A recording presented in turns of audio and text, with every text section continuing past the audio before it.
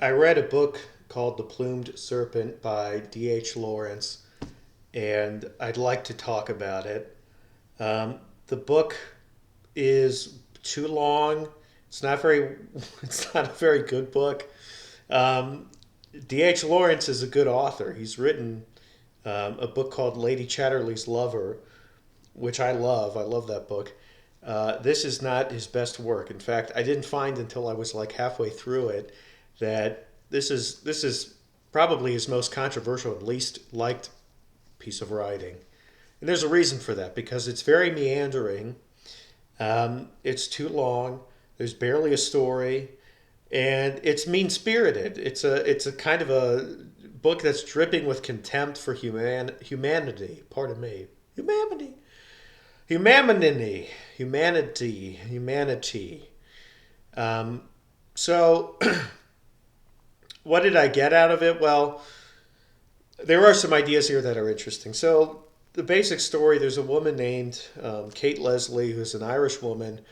She visits Mexico with her brother, Owen, who's like a socialist. Okay, Katie Leslie was married to um, some sort of like Irish civil rights leader or something who died. So she's a widow now, and she's come to Mexico, and she's wrestling with the culture.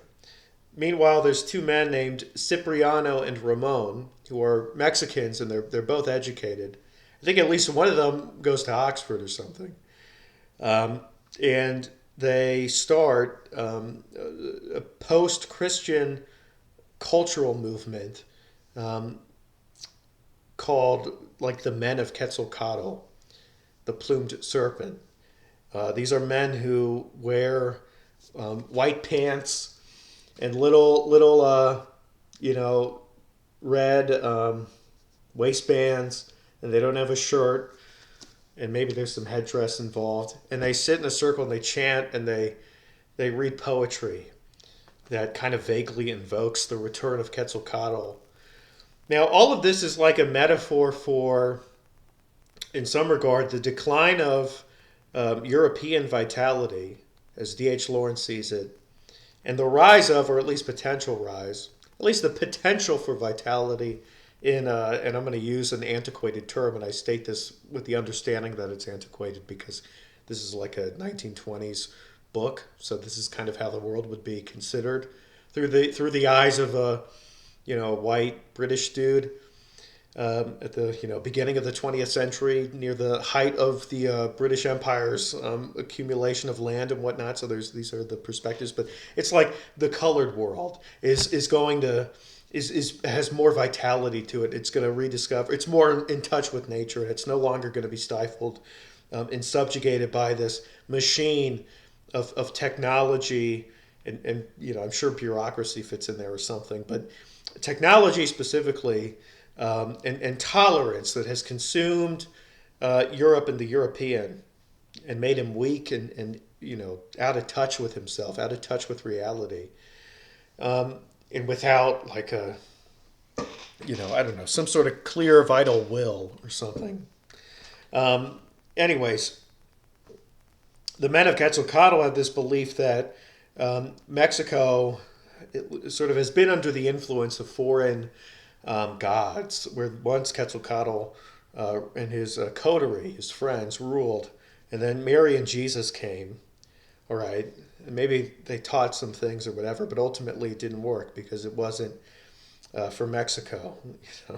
Mary and Jesus are gringos, and now Quetzalcoatl will return. And there's not really a very rigid metaphysics associated with this return, but we're going to throw out the saints, burn the images of the saints, turn the churches into places of pagan sensualism. Towards the end of the book, you're not going to read it. You're watching YouTube. You're not. Maybe you will, but there's like not necessarily there's ritualized violence by the end of it that takes place within a church. The men of Quetzalcoatl, it's not fully a sacrifice because they get people who have transgressed. So they have like criminals, attempted murderers, right, who attack the leadership of the Quetzalcoatl party. and they're killed. One person is spared, um, and the violence is kind of like, it's a part of life. Okay, violence isn't something that's necessarily taboo. In fact, among these pagans, the beginning of the book starts with an interesting but kind of brutal description of a bullfight where Kate watches this bull charge into and tear up the organs of a horse, and she's disgusted with the enjoyment that this generates out of the Mexicans and her American friends, who are just like so open minded and just are like, that's life. They don't seem to have much of a sort of principle or belief that they rest upon that she dislikes, and then the barbarism that she perceives within it disgusts her. And the description of the bullfight is pretty gross, but it's also interesting because it's more, as I said, this is a book written in the 1920s. I feel like many people who read this would be like, this is pretty racist, the way D.H. Lawrence talks about Mexican people, which is to say, he describes them as having dark, beady eyes, and he uses that term a lot. He's like, she looked at her, his dark, beady eyes that were like zipping around, and he describes them as reptiles. He uses that language a lot, like they're weird kind of freaks, these like Mexican gremlins or something who are almost cognitively unreachable in their own world. They're like animals to him in a way, which isn't necessarily coming from D.H. Lawrence condemnation, because within the Mexican people, however, say make of that description what you will, but he does view them as possessing some kind of antidote to modernity in some way. Now, whether or not this is something that actual Mexicans would reciprocate, that's a separate question. But it's interesting. There's a passage here. I should probably find it. There's a passage where Ramon, who's one of the leaders of the men of Quetzalcoatl, suggests that in a perfect world, there's like a kind of natural aristocracy that emerges that's rooted in cultural regions, where every group has their gods, and those gods can convene, and he describes that as the actual Catholic Church, where he says he believes in the Catholic Church, but it's like you can have Buddha in Asia, Christ in the Middle East, and the Levant, and probably Muhammad as well. Maybe like the Greco-Roman gods, Norse gods in Europe, and then North America, Central America at least, South America by extension has their local indigenous traditions that are appropriate for the people. It's I don't know what to make of that. I'm not sure that's if that's a real sort of view that D.H. Lawrence wished to introduce to the world in order to better make it actual. I'm not sure it's very successful, and I'm not sure what the implications of that are. This is a world that's becoming more uniform than ever. And Christianity is, not so influential in Europe, but that wouldn't really matter to D.H. Lawrence, frankly. Europe is already roped up in other sort of dubious practices that perhaps supersede the influence of Christianity, whatever effect that may have.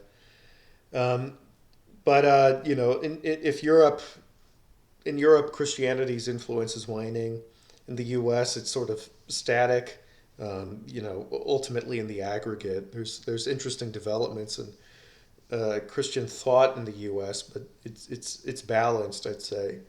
Even if we have Christian nationalism, okay, but we also have some extraordinary atheistic and secular sentiment. And And then in the global South, perhaps there's a greater influence of Christianity and whatnot, but it doesn't seem likely that um, the indigenous peoples of the world will especially gravitate towards a post-Christian sentiment that seems somewhat aligned with, like, you know, it's kind of fascistic and militant what D.H. Lawrence offers, and it's not like it's the militancy doesn't come from like anti-colonial Marxist calicated thought or something. It's purely the mysticism alone that produces the militancy, and there's a strange gender discourse that he gets into towards the end of the book. It's referenced throughout, but most plainly explicated by the end, where D.H. Lawrence, he would get so much flack for this perspective word voice today, but it's he wants like the genders to be in their place and to support each other, but the women have to be subordinate to the men, and the men have to be like in touch with their loins, as he says, and their manhood, and the woman has to submit and support, and that ought to satisfy her, and it shouldn't be considered demeaning. Now, so anyways, men then get to be violent and wage war or something, kill people. I don't know, just be in touch with their passions. That's what I said. There's not very much of an explicit metaphysics or philosophy associated with the men of Quetzalcoatl. It's sort of vague ruminations about the end of Christianity and the return of a different sort of morality that's more violent and just not associated with the liberalism of Europe. Anyways, the book is way too long. It's the plot is hardly there. It's, as I said, it's a mean spirited book. Not in a way that's very charming or like, yeah, D.H. Lawrence, you're just saying it like it is. I mean, the dude kind of hates humanity, it seems, in this book. And it's there's something about it that is very self-absorbed, it seems, in the way that he writes, and he just jumps into dismissing the horde and the masses in a way that isn't very compellingly addressed. You have to take it for granted. It's a given. And I'm not against misanthropy. But this was not compelling. It just was it was a bit much. But he's written a book I love called Lady Chatterley's Lover, which is a far more successful book. Maybe one day I'll make a video about it. But that's it. So if it interests you, check it out. If you're into weird mystical like neo-fascism, maybe check it out. I guess you're going to be bored as shit. If any of this stuff you find interesting, check it out. Otherwise, I wouldn't recommend it. Read Lady Chatterley, and I've heard good things about The Rainbow, and I've heard good things about Sons and Lovers. Read his more critically acclaimed works. Anyways, that's mostly the review side of things. All right, peace.